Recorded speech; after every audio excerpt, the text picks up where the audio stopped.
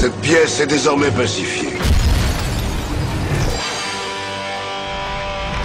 Qu'est-ce qui s'est passé ces 2 dernières semaines? Ah oui, parce que ouais, la dernière on n'était pas là vu qu'on a eu un problème technique. Enfin, on s'en branle, c'est tout de suite dans le Botch Actu. Et on commence avec la quantité phénoménale de trailers qui ont été balancés ces derniers temps avec Spider-Man Homecoming, Valérian, La Planète des Singes 3, La Momie ou encore Game of Thrones avec un trailer classe mais qui ne révèle pas grand chose, si ce n'est qu'on sky sévère à Westeros. Mais un manteau, merde. Mais nous, on a choisi de s'attarder sur... Ça. Quoi? Ça. Quoi? Ça. Mais c'est quoi ça? Ah ouais, alors préparez-vous parce que ce que je viens de faire, ça risque d'être la blague cache-couille du moment quand le film va sortir. Il s'agit donc de la nouvelle adaptation de l'œuvre culte de Stephen King, après la fameuse mini-série avec Tim Curry en 90 qui était bien sympa, mais bon, qui a, disons, assez mal vieilli, quoi. Bref, ce nouveau trailer a littéralement fait se chier dessus Internet tout en défonçant le record du nombre de vues en 24 heures pour une bande-annonce avec un total de 200 millions. Le précédent record était tenu par Fast and Furious 8 avec 139 millions. Et c'est bien normal, le film a l'air tellement bien. Mais pour ce qui est de ça, le succès est probablement dû à plusieurs choses, comme la colorophobie, la peur des clowns que Internet ne se prive pas d'exploiter, ce qui ne manque pas d'en déplaire à certains. C'était mon coup de gueule sur les clowns, parce que les clowns il m'a gonflé le clown. Et qui sera au centre du film, puisque comme dans le livre, on nous raconte l'histoire d'une créature que l'on ne désigne que par le pronom, et qui prend la forme de ce dont on a le plus peur, mais sa forme la plus courante est celle d'un clone. Et pour finir là-dessus, on notera tout de même un côté très Stranger Things dans ce trailer, et c'est bien normal, puisque les créateurs devaient à la base s'occuper de cette adaptation. Ils ont finalement fait Stranger Things, et vu le succès de la série, il est fort possible que ça en inspire beaucoup. Est-ce que le film sera bien? Bah j'en sais rien moi. En tout cas on aura la réponse le 20 septembre. Tu vas encadrer le clown! Sinon ça y est, le Brexit est devenu officiel lorsque la semaine dernière, la première ministre Theresa May a signé l'article 50 décrétant ainsi que le Royaume-Uni a donc officiellement quitté l'Union Européenne. Une décision que beaucoup de gens jugent très risquée et voici d'ailleurs en exclusivité les premières images de Londres peu après la signature de l'article. Bon, plus sérieusement, il est difficile de savoir si cette décision, qui a surpris tout le monde le 23 juin dernier, était oui ou non une idée judicieuse. Le seul truc de sûr, c'est que ça fout une sacrée merde au Royaume-Uni, puisque l'Écosse, qui avait en grande partie voté contre le Brexit, risque fortement de demander à nouveau son indépendance. C'est vraiment le bordel, et c'est d'ailleurs pour ça qu'on souhaite bonne chance quand même à nos amis britanniques. Courage les gars! Alors évidemment, dans les nouvelles qui puent la merde, la dernière fois je vous avais parlé de l'attentat de Londres, mais ne vous en faites pas car le monde va beaucoup mieux depuis, puisqu'il y a eu un autre attentat en Russie, mais aussi l'attaque chimique en Syrie, et bien sûr encore un attentat en Suède, cette fois avec un camion. Alors pour la Russie, ça s'est passé à Saint-Pétersbourg, une explosion a fait 11 victimes dans le métro et des dizaines de blessés. Mais ça aurait tout de même pu être pire, puisqu'une deuxième bombe a été trouvée dans une autre station nommée Площадь Восстания, qui a pu être désamorcée. Et qu'importe qui est derrière tout ça, Daesh ou pas, sachez que Vladimir Poutine ne va pas blaguer avec lui. D'ailleurs, ça fait un sacré contraste, car quand n'importe quel autre chef d'État s'adresse aux terroristes, on n'est pas toujours très convaincu. Mais quand c'est Poutine, ça prend, comment dire, un air de « je suis pas là pour déconner ». Je vous trouverai. Je vous chercherai. Et je vous tuerai.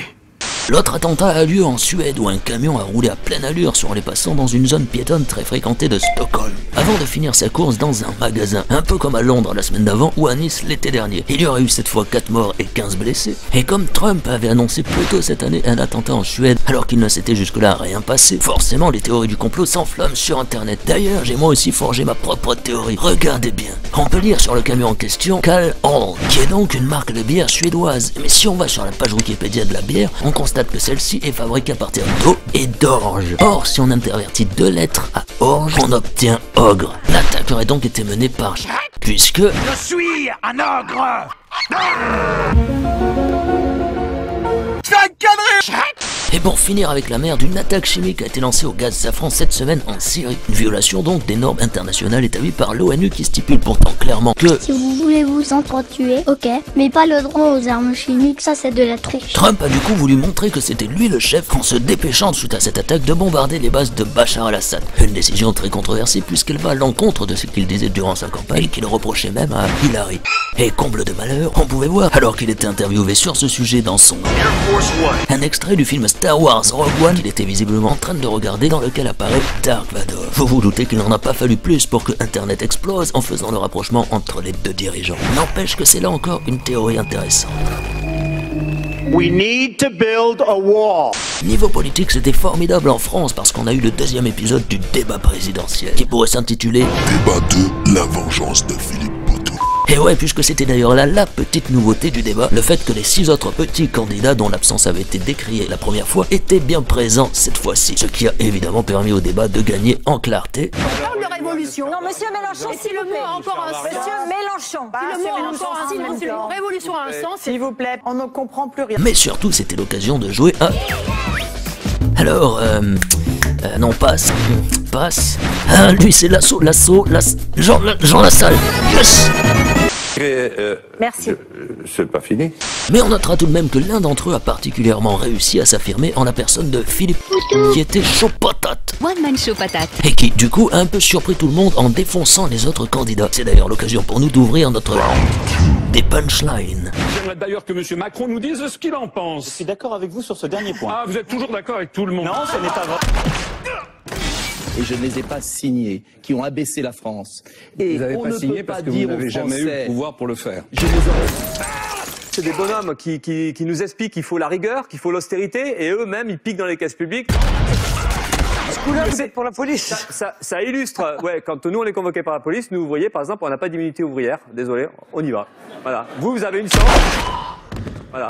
N'empêche que Fillon s'en prend décidément plein la gueule. Entre le débat et la farine qu'il a reçue sur la gueule lors d'un de ses derniers meetings, c'est vraiment la fête. A noter d'ailleurs qu'il n'est pas le seul candidat de cette élection à se faire cuisiner, puisque Macron avait lui reçu un œuf lors du salon de l'agriculture.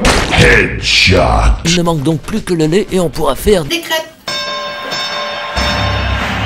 Et puisque je parlais il n'y a pas si longtemps de news de merde, et ben on va faire une transition merde. Avec la vidéo virale de la semaine, à savoir celle d'un singe qui a voulu venger Harambe en balançant justement sa merde sur les visiteurs du zoo. En plein dans le mille. Mais ne soyez pas surpris car au final, balancer son caca, c'est là une pratique très courante chez les primates lorsqu'ils sont énervés. Et je suis très sérieux. D'ailleurs, j'espère que c'est là un aspect qui sera traité dans La Planète des Singes 3.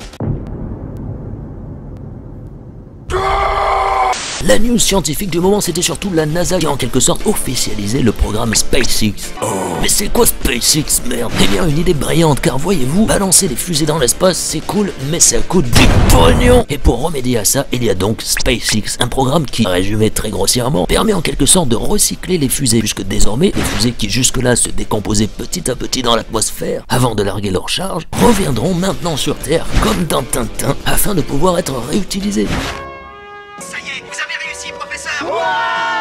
Et le 30 mars dernier, la NASA a envoyé sa première fusée déjà utilisée, portant le nom de Falcon 9. Et ça donnait ça. Vous avez réussi, professeur. Non, je déconne. Un peu d'humour. Bon non, en vrai, tout s'est bien passé. C'est quand même sympa comme news, non? Bon alors niveau série c'était plutôt cool parce que les enfoirés derrière ne sont décidément jamais à court de blagounettes puisqu'ils ont encore frappé en lançant le 1er avril le tout premier épisode de leur nouvelle saison. Vous avez compris? C'était le 1er avril, du coup on croyait que c'était une blague et puis en fait non. Encul. L'épisode était donc dispo sur le site de Adult Swim pendant 24 heures. Par contre, le reste de la saison que les fans espéraient voir débarquer peu après cette annonce ne sera en fait diffusé que cet été. Décidément, le rythme de publication d'épisodes est aussi au point que le nôtre. C'est-à-dire à chier. Bref, tout ça c'était donc surtout un moyen évident d'apaiser l'attente des fans de cette fameuse saison 3 qui se retrouvait constamment repoussée sans véritable raison. D'ailleurs, lors de la publication du premier épisode sur Twitter, l'un des créateurs a déclaré « Content maintenant, enculé ». Une série qui a vraiment démarré cette semaine.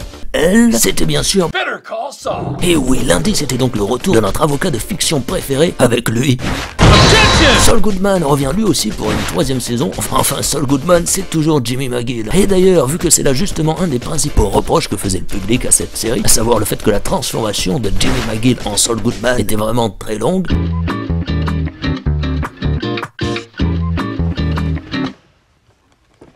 les créateurs du show ont donc décidé de passer à la vitesse supérieure en ramenant pour cette saison un visage assez familier. Et oui, le tueur psychopathe de Breaking Bad, répondons au nom de Gus Fring, sera de retour dans cette 3e saison. Une nouvelle qui n'a tout de même surpris qu'à moitié les fans, puisque les créateurs avaient déjà teasé sa venue dans la saison précédente. En effet, puisque si on prend la première lettre de chaque épisode de la saison 2, on pouvait lire Fring's Back. Au passage, j'ai d'ailleurs moi aussi relevé un autre message caché, ici où on peut lire table. Il y aura donc aussi des tables dans cette saison. Alors ce que je vais dire est triste, mais ça c'était la meilleure vanne que j'ai trouvée. Un pays qui a du bonheur.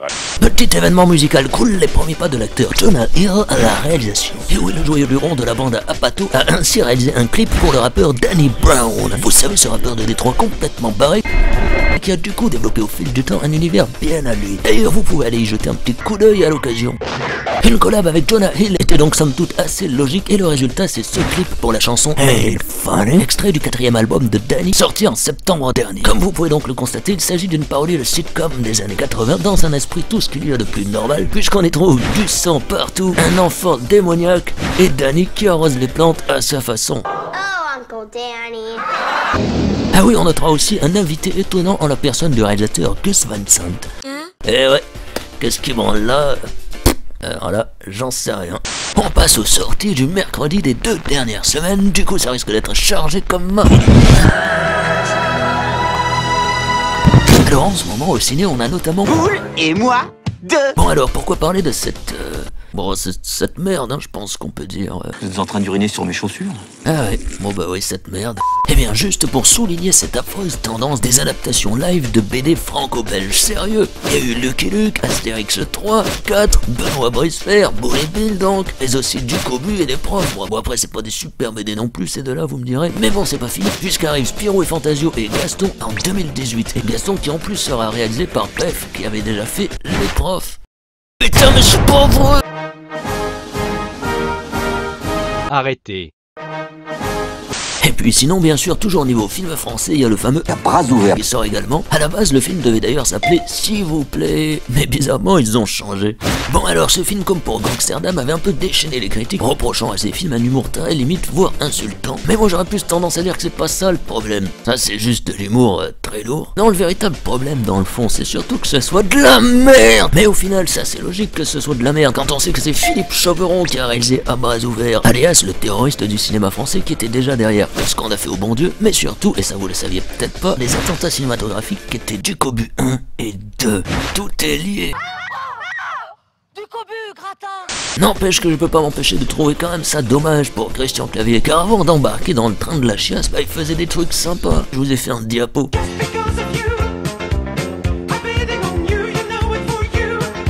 Mais bon, après le Astérix de Chabat en 2002, sa carrière s'est mise à ressembler à ça.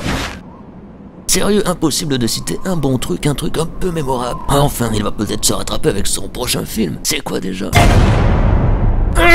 Sinon, côté film américain, c'est bien mieux.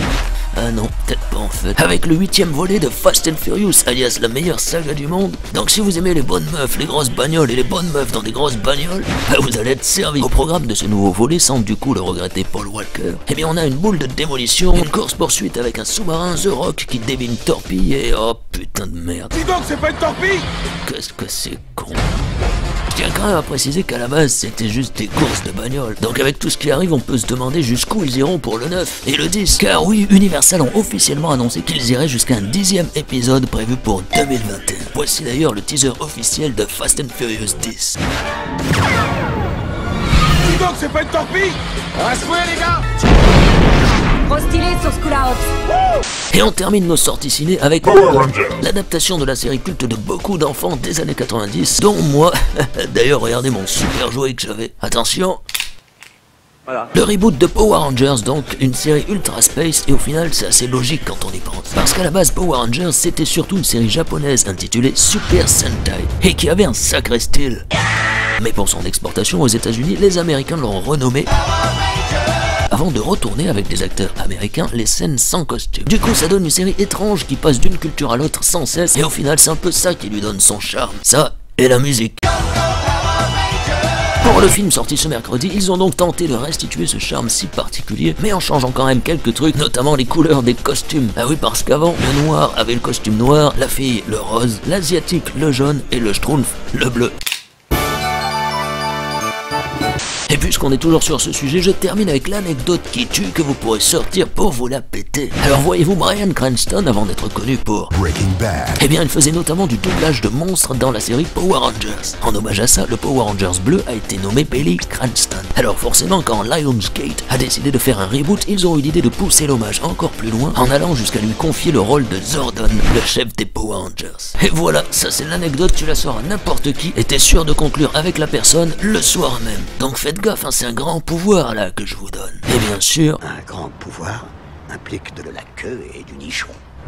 Eh bien ce sera le mot de la fin, car oui je sais que normalement à ce stade je conclue en lisant vos commentaires tout ça, mais vous aurez brillamment remarqué que cet épisode était plus long puisqu'il rassemblait les news de ces 2 dernières semaines. Alors pour qu'on ait une chance de se retrouver la semaine prochaine, je propose qu'on s'arrête là, mais ne soyez pas trop tristes car tout de même on se quitte sur ça.